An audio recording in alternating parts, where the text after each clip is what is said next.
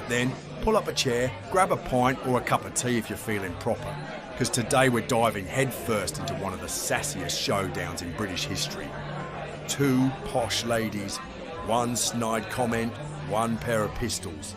This, my curious companions, is the tale of the Dancing Englishwoman Duel of 1792, when powdered wigs meant powder burns. Picture it, Georgian England, 1792. Everyone's gossiping about wigs, waistcoats, and whether Marie Antoinette's hair is too tall. The Enlightenment's blowing through the salons like a breeze through an open brandy cellar. But not everyone's reading Rousseau, oh no. Some folks are out here airing their grievances the old-fashioned way, by trying to shoot each other in the face. And not just the gents either. Enter Lady Almeria Braddock and Mrs. Elphinstone, two women of society who decided to yeet social expectations off a cliff and duel it out like Regency-era Avengers. It all started, as most fights between well-dressed people do, with an insult.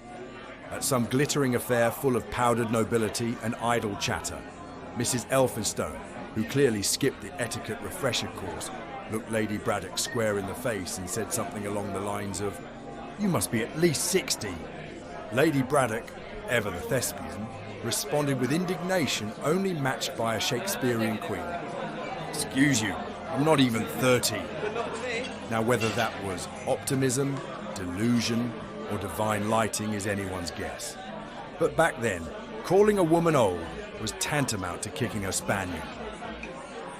Braddock challenged Elphinstone to a duel, and not just a shouting match with fans and fainting couches, a proper duel, with pistols, on a field. They chose the location, Hyde Park, because of course it had to be scenic. Witnesses were summoned, because what's a duel without an audience? And off they went.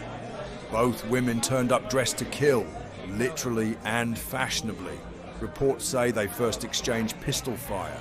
Bang, miss bang, miss maybe on purpose, maybe not. Maybe corsets make aiming a nightmare. Who's to say? But here's the kicker. When neither lady was shot, they escalated to swords. Yes, swords. Because pistols weren't dramatic enough. Because why just shoot when you can fence in frills? Braddock allegedly got a light scratch to the arm, at which point the duel was called off. No one died. No one fainted. But dignity!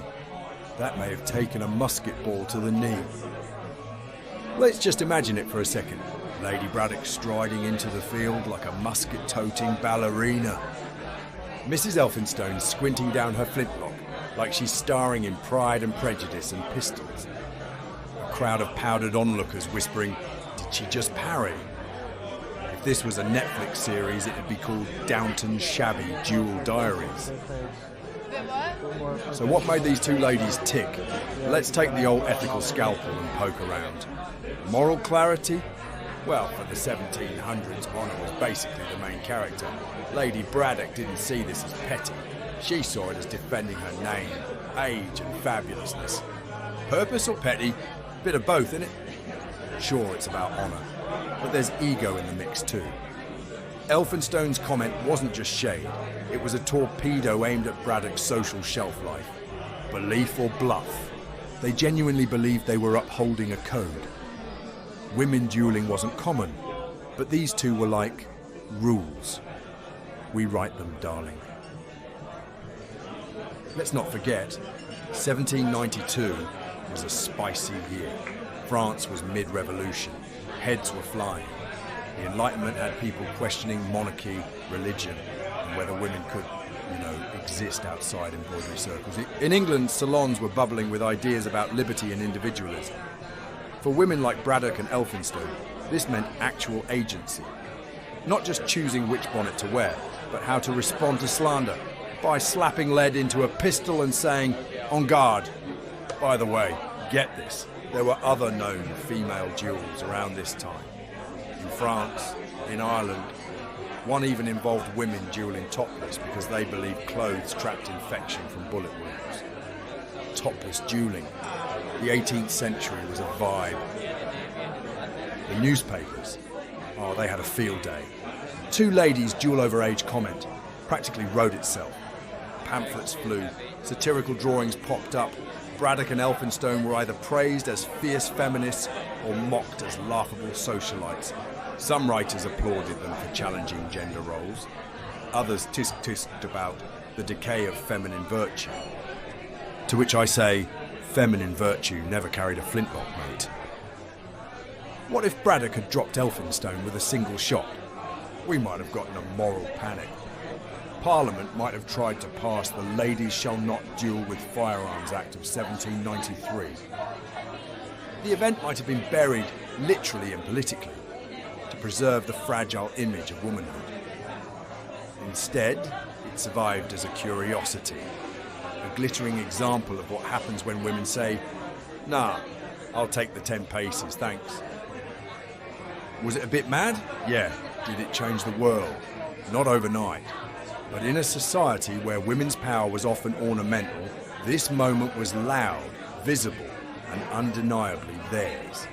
Lady Braddock and Mrs. Elphinstone may not have set out to be feminist icons, but by stepping into that field, they made a statement. We're not just on the sidelines, we're in the duel. Was it the most logical way to resolve a spat? Not at all. Was it kind of iconic? Bloody right it was. So, what did we learn? That you don't tell a noblewoman she looks 60. That duels aren't just for dudes with powdered wigs. And that sometimes, making history means breaking the mould. And maybe a parasol or two. Lady Braddock and Mrs. Elphinstone gave the world a glimpse of what happens when women decide they get to define their own honour. And while their duel didn't spark a revolution, it certainly earned them a footnote in the sassiest pages of history. Stay curious, stay sharp, and stay just sober enough to remember it all. This was just a swig of history, and if it wasn't in your textbook, it bloody well should have been. And before you go, do a brother far, like, share and subscribe. Cheers.